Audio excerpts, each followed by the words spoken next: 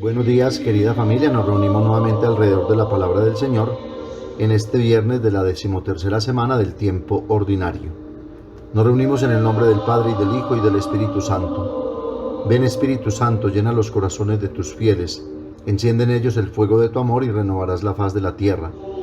Espíritu Santo, ilumínanos y santifícanos. María, Madre de la Iglesia, ruega por nosotros. Lectura del libro del Génesis, capítulo 23, versículos 1 al 4, 19, capítulo 24, versículos 1 al 8, 62 al 67. Sara vivió 127 años y murió en Kiriat Arba, hoy Hebrón, en país cananeo. Abraham fue a hacer duelo y a llorar a su mujer. Después dejó a su difunta y habló a los hititas: Yo soy un forastero residente entre vosotros. Dadme un sepulcro en propiedad entre vosotros para enterrar a mi difunta.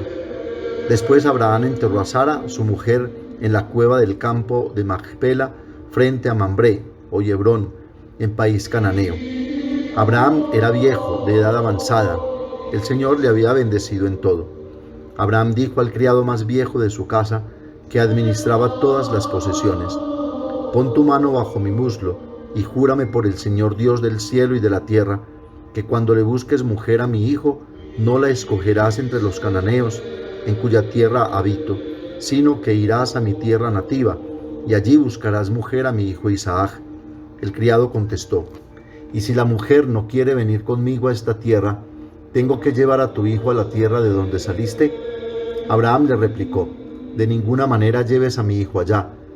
El Señor Dios del cielo, que me sacó de la casa paterna y del país nativo, que me juró: A tu descendencia daré esta tierra, enviará su ángel delante de ti, y traerás de allí mujer para mi hijo.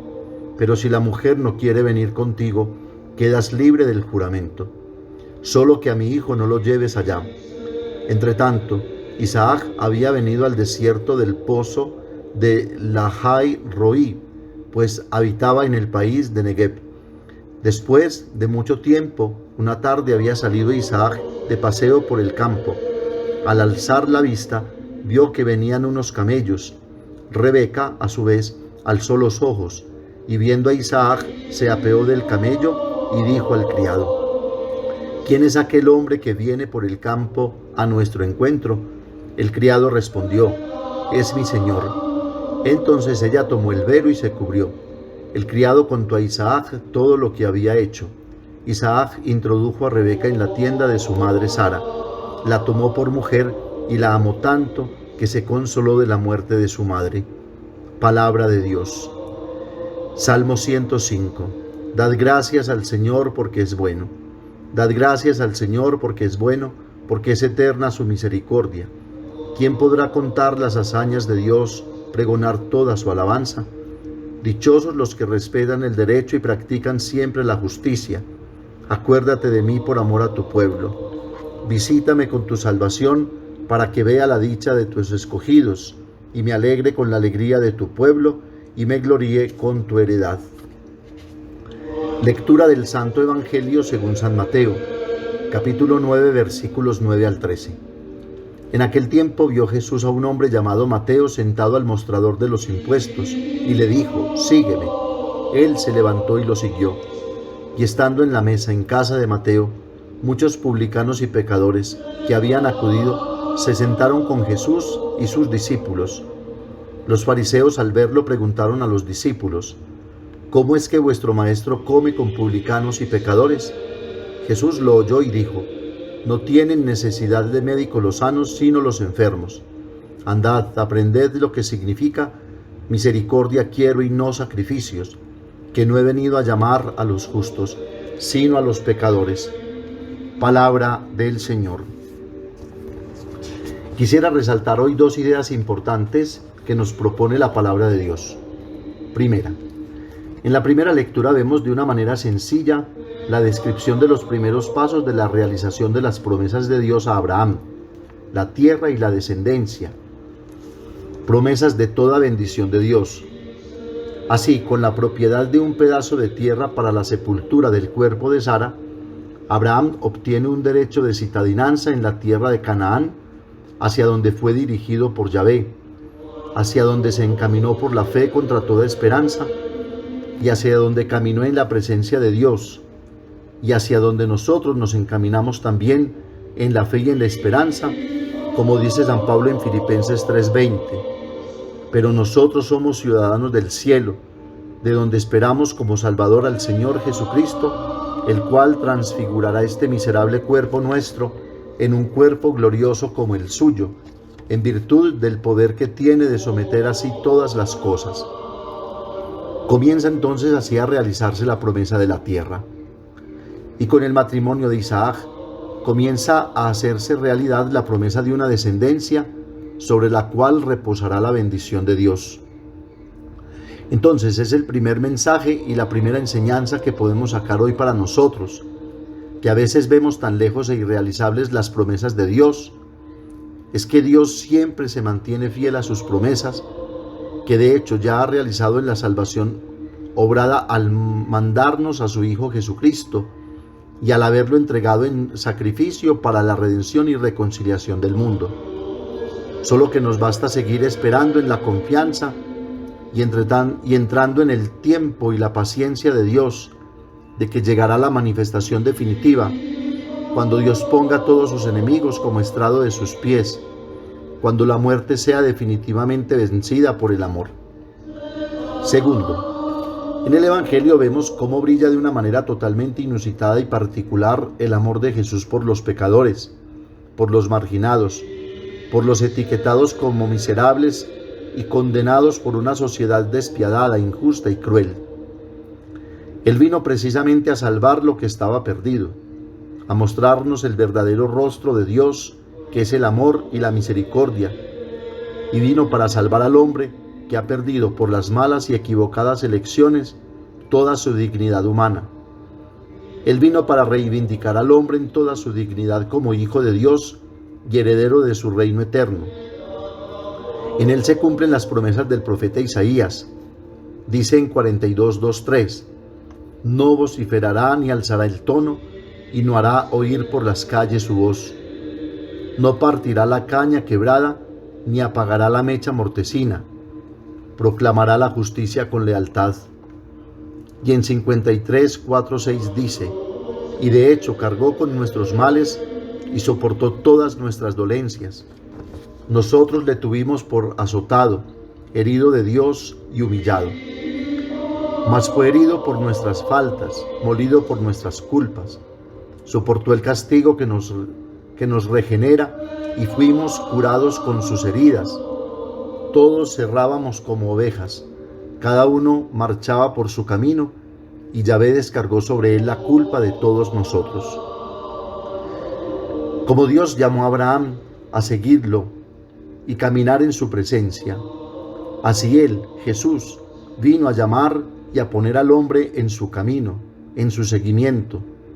Y vemos que precisamente llama a uno que proviene del círculo de los recaudadores de impuestos, odiado y despreciado por ser considerado colaborador de los opresores, de los enemigos del pueblo e incluso de la religión, ladrones oficiales, subordinados de los gobernantes paganos. Ya esto es un escándalo para los fariseos, que consideran indispensable la separación de los pecadores si se quiere ser justo delante de Dios. Pero como vemos en el Evangelio, el escándalo llega a su punto máximo cuando no aleja a Mateo el publicano, el cobrador de impuestos, ni siquiera lo aparta de sus compañeros, también publicanos. Al contrario, se deja invitar a su casa, participa del banquete, más aún, sin que ellos lo noten, son ellos los que realmente están participando de un banquete totalmente distinto, que no sacia una vida material y biológica, sino que prepara para la vida de la gracia, la vida eterna, que justifica porque perdona y salva. Ciertamente esta actitud totalmente novedosa y contraria a las tradiciones puritanas, pero sin amor, confunde y escandaliza a los fariseos, que se creen justos y separados de los demás, y por eso preguntan a los discípulos: ¿cómo es que vuestro maestro come con publicanos y pecadores? ¿No se sienten atraídos por el amor sino por la tradición? que Jesús dice, tradiciones inventadas por ellos que anulan el mandamiento de Dios. Jesús los acaba de escandalizar, es decir, de confundir, porque si la palabra de Cristo no obra ese efecto y nos confunde, entonces siguen siendo palabras humanas que nos anquilosan y mantienen en tradiciones y ritos sin corazón y sin alma. No tienen necesidad de médicos los sanos, sino los enfermos, con lo que pone a todo hombre en la condición de necesitado del amor sanador de Dios. No he venido a llamar a los justos, sino a los pecadores.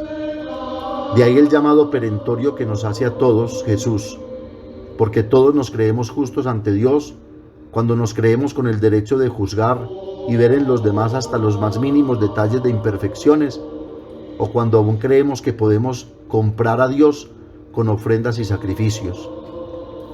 Por eso Jesús nos trae a colación aquella frase del profeta Oseas: andad, aprended lo que significa misericordia quiero y no sacrificios. Con lo que Jesús nos invita a todos a aprender de Él como sus discípulos, porque Él es el Maestro que nos enseña el rostro auténtico de Dios, que es el rostro de la misericordia, del amor que busca al hombre para conducirlo a la salvación. Precisamente Él ha dejado el cielo para venir al encuentro del hombre perdido, para reconciliarlo y reconducirlo al amor del Padre. Él vino para que hiciéramos las paces, derribando el muro que nos separaba, como dice San Pablo.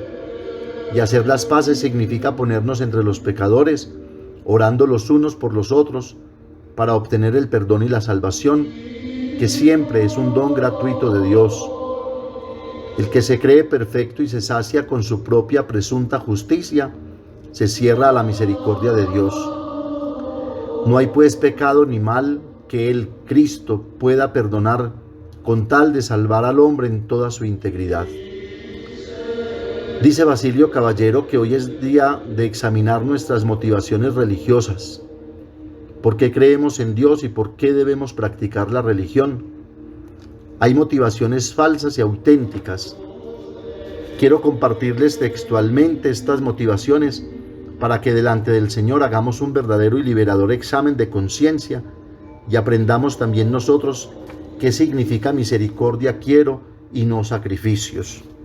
Dice entonces Basilio Caballero: entre las falsas motivaciones están el ver la religión como un seguro que garantiza la propia salvación, el individualismo egoísta que se busca a sí mismo, la religión mercantil del mérito espiritual, el miedo al castigo de Dios, cuando este temor va huérfano del amor, el ritualismo formulista que trata de ganarse mágicamente el favor divino a base de mecanismos cultuales, el espíritu de gueto incontaminado y privilegiado, frío y huraño ante las demás. Entre las motivaciones auténticas en línea con la sinceridad evangélica al estilo de Jesús están la fe y la entrega incondicionales a Dios como respuesta a un amor que nos precedió primero en Cristo, la actitud de receptividad y pobreza ante la gratuidad de Dios, que nos quiere porque Él es bueno y no porque lo merezcamos, la adoración al Padre en espíritu y en verdad, la piedad y la misericordia que priman el amor al hermano, la apertura al marginado social y religioso, la comprensión, la tolerancia y la justicia, incluso sobre el mismo culto, el conocimiento de Dios, en definitiva, por medio de su Hijo y de su palabra personal que es Cristo, hecho hombre por nosotros, muerto por nuestros pecados y resucitado para nuestra justificación. Romanos 4:25. La Santísima Virgen María y San José nos ayuden a aprender siempre la misericordia del Señor, para así vivir mejor unas sanas y verdaderas relaciones humanas de acogida, perdón y reconciliación. Amén. Padre nuestro que estás en el cielo, santificado sea tu nombre. Venga a nosotros tu reino, hágase tu voluntad en la tierra como en el cielo. Danos hoy nuestro pan de cada día, perdona nuestras ofensas, como también nosotros perdonamos a los que nos ofenden. No nos dejes caer en la tentación y líbranos del mal. María, Madre de la Iglesia, ruega por nosotros. El Señor nos bendiga, nos guarde de todo mal y nos lleve a la vida eterna. Oración a San José del Papa Francisco para el año dedicado a José Padre y Custodio del Redentor. Salve, custodio del Redentor y esposo de la Virgen María. A ti Dios confió a su Hijo. En ti María depositó su confianza. Contigo Cristo se forjó como hombre. Oh bienaventurado José, muéstrate Padre también a nosotros y guíanos en el camino de la vida. Concédenos gracia, misericordia y valentía, y defiéndenos de todo mal. Amén. El Señor esté con ustedes, y la bendición de Dios Todopoderoso, Padre, Hijo y Espíritu Santo, descienda sobre ustedes y los acompañe siempre. Que tengan un feliz día, y recuerden que los padres de la parroquia los queremos mucho.